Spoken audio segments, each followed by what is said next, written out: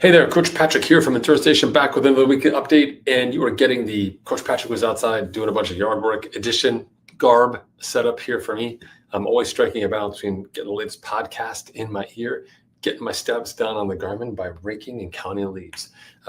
It's a tough time in New England to be fit, but I'm on a different program right now, like a 5-2, 5 days of work during the week, 2 days of rest on the weekend. I'm not training, but I got to keep moving. You know, you all are inspiring me here on the team, but I got to do a little something. So just got a little bit of work done today, just enough to earn some yummy dinner tonight. So going out with the family, my kids home from college. So a great chance for us to recharge, just connect, be social, and not have to cook or clean up, which honestly is my favorite part about eating out.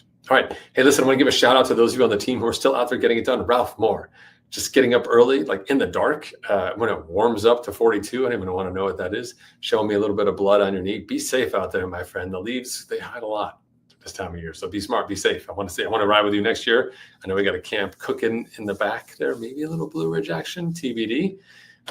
Also, Linda Marie getting out there and enjoying that century in Tucson with the family. Kind of neat to see everybody out there rocking and rolling. Just a great end of the year celebration. I feel like the West Coast does that right. East Coast, we just kind of go right to the turkey trot and we kind of lose sight of all the cycling stuff. Maybe it's temperature related, but I'm just saying it's kind of mid. But East Coast did represent. Joshua Green, I saw you out there getting that sneaky half in. I know you told me. Don't tell anybody else that you and I obviously have clear and concise conversations about what your season means. But excited to see you put up the half and just get it done. Like you said, it's not about being the fastest half you've ever done. That's great. There's sometimes in our lives as we go through this sort of sine wave curve of stress, the downsides, the challenges of everything, and as well as the ups. Just getting a race done in the books, getting the medal, hitting the finish line, drinking that finish line beer at the end, the reward, I saw it. Is just such a positive thing. I myself, my kids training for half marathon, I've been kind of toying around. I ran a couple miles last week and the week before. I'm kind of feeling like maybe just go out and have some fun, be social, and put something on the calendar that keeps me motivated, stacks up some calories. So we'll see. I'm excited to just kind of follow along with all of you. That said, of course, we've got this week coming up. Lots of busy things happening here behind the scenes, infrastructure-wise. It looks like tomorrow, Monday night, I'll be traveling. So Tuesday night will be office hours. Wednesday will be Coach Drop-In before we get into the holiday season. So last call for Coach Drop-In there before you go away for the holiday weekend. For those of you who celebrated, who didn't already celebrate it, and Canadians, hey, there's always room for more. Come celebrate second Thanksgiving with all of us. That's fine. But it's also Black Friday sale time, so I'll be doing a bunch of marketing. So I apologize if you're getting spammed. But Endurance Station makes a lot of its money this time of year in the fall. And so bear with me as I do some sending. And please share the good word. Just send people to endurancestation.us/outseason. They can learn more about the program and the options they have so they can get their training locked in just like the rest of you. Okay. So with that, let me move on to the second half of today's video for all of you, where I'm going to talk a little bit about managing the winter holidays. Like I think for me, getting into the holidays in this time of Thanksgiving is really challenging. So without further ado, hey, let's do it. Let's talk about these holidays, right? Because every endurance athlete thinks that they're ready for the holidays, like right up until it hits like a TSA line on Wednesday before Thanksgiving. 1 minute you're cruising through, no problems. Like November looks great. The good routines, the workouts, your spreadsheets, checking it off. You are dialed. The next minute, you're wedged between a suitcase, a casserole dish, and 18 people that you love, but you forgot that you agreed to see and all the drama they bring. And you're wondering how your running shoes suddenly smell like airport pretzels. Actually, that'd probably be an upgrade for me. Here's the thing. Nothing is actually wrong with you. This is the season. It's that season, my friends. And yes, you can get through it without losing your fitness or your sanity if you're lucky. But holiday training isn't about perfection. I don't care how Aunt Edna wraps her gifts. It's really about being connected, both to your movement, to your routine, and also to yourself, the people around you and everything going on, especially at a time when everything just gets more chaotic, stochastic than usual. The real mistake that athletes make at this time of year is assuming that the universe is going to align around your ideal workout schedule. I've got news for you. It is definitely not going to do that. And when you expect that to happen, then every disruption feels like a failure. But if you plan instead for disruption, well, then everything changes. You can build your week around the real version of your life because you know you've lived it. The travel days, the flights, the family commitments, the sudden work fires that somehow happen, even though supposedly we're not working. Like, how does that even happen, right? When you assume the week is going to just be weird and out of pocket, then the interruptions just stop feeling like setbacks. It just feels like it's the holidays. And once you accept that, the whole game just gets a lot easier. So we're going to reframe it. Because all you need now is just a handful of minimum viable workouts, the bridge between where you are now and where you'll be afterwards.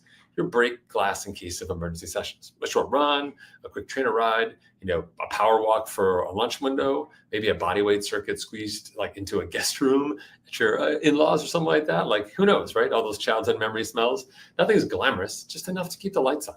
There's like a real freedom in having some simple fallback options. It removes all the mental gymnastics you've got to go through to figure out how to transform what you were going to do into what you can possibly do. It also quiets the guilt and that voice in your head. It keeps you consistent, which is ultimately the real goal of this block. One of the best tools you have right now of splitting things up is consistency, right? So do it. You can do 30 minutes in the morning and 30 minutes at night. That beats 0 minutes all day. And doesn't have to require you doing anything crazy. You don't need a membership or anything else. It just requires touch points, consistent touch points. That's going to allow you to carry yourself into the second half of this year with confidence. And it's not about intensity. Don't worry about that. It's about a rhythm. Have everything ready by your bedside. So you can wake up, do the shakeout jog, get a quiet spin in. Just do that strength routine or the bodyweight routine that you just don't normally do at home. It doesn't really matter if it's special or hard. Your body remembers, your habits remember, and you're the kind of person who does this kind of work, who stays consistent over the holidays. You're the person who holds the system instead of fighting it. When you're traveling, it just gets super hard. You're trying to figure out everything. Are you worried about getting sick, the food? You're trying to find the perfect moment for something, and everything just feels like it's out of your control. That's totally normal. We're all living inside of that space now. But those workouts are so important. We know that they reset your mental compass. It allows you to stay on track. So no matter where you are, there's still opportunities for you to get the work in. Now, let's be clear. The social time is time with your family, but you can make it active. You can go for walks, do turkey trots, go strolling around, do Christmas lights are around wherever you are, or take the dog for a walk after a big meal. None of that is guaranteed to increase your FTP. But it will keep you awake, it keeps you moving, burns some calories, and makes you a good family member, right? There's no perfect session or interval session or workout you can do that's going to make up for what you ate over Thanksgiving dinner. But you can just not be laying around the house. You can be mobile and moving. And honestly, let's be clear, you probably earned that Thanksgiving dinner more than anybody else based on the work you've been doing so far. This is also a great time to lean into sleep. It's like an old friend that you just haven't talked to in a while, right? This travel downtime, perfect. Rest, nap, read a book. Just chill. There's a few times in our lives when that's totally accessible and totally permissible for us, simply because everyone else is usually working. But now everyone's on holiday, and most of the office is on holiday. So take the time, read that chapter of the book, find a new podcast, pick up a newspaper for the love of God. Do something different. There's something awesome about sleeping in, rolling over, and picking up a book to read, as well as to jump out of bed and rush downstairs for a cup of coffee before you throw yourself on the bike or throw yourself outdoors, right? Go back to the time when you were a teenager, not because high school was awesome, but because you could sleep in till like 11. You can do it on the holidays. People will be like, whoa, you really went crazy there. And you can say, yes, I did, right? So just remember, you can lean into the rest period, even if you can't get the work done, and that's still really valuable for you, right? A moment of stillness counts 10 times for your mental health and your physical health as well. There's an alignment there, a resonance, and if we can recharge that stillness battery, it'll help you when you come back to crazy life and that final end of year sprint between now and the end of your holidays, right? Remember, recovery isn't the absence of training, it's training with adequate rest. If you can manage this period of time just right, being consistent enough without working too hard, it'll feel like you're continuing your training, even if you aren't adhering precisely to the plan.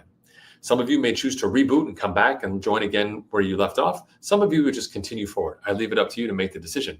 What I'm really looking to hear from each of my athletes is a level of maturity as you start to embrace the unpredictability of what training means and get into a place where you can figure out just what you need to do to keep going, but you can also maintain the balance with your family. You can be outside and not feel stuck inside. You can be ultimately a human being. Because guess what? The stress that you're feeling now in the holiday season, my friends, it's going to come back, not only in a couple of weeks when the end of the year strikes you as well, but also end of next year when you're getting into those peak weeks for your races, when you're going to have to deal with a lot of different competing priorities. And guess what? The only holiday you have is the 12, 14, 16, 20 hours you're going to spend on the race course, because every living moment as you get closer to that time is going to be harder for you to handle. Now's the time to build the skill set and the resilience and the patience with yourself so you can be successful. And the way that we do that is a high quality training program that gives you plenty of work and plenty of rest time. We call it the Outseason. You can learn more at endurancenation.us/outseason. All right. Amazing. Hey, thanks so much for joining me on that little commercial break. I hope everyone has a fantastic week. I look forward to talking to you hopefully twice before the holidays. If I don't have a chance to catch up, keep those messages coming. Remember, tell your friends about the Outseason. And if you do a turkey trot, it doesn't count. Even if it's on Strava, we'll need to see a picture. Thanks. Take care, everyone. I'll see you.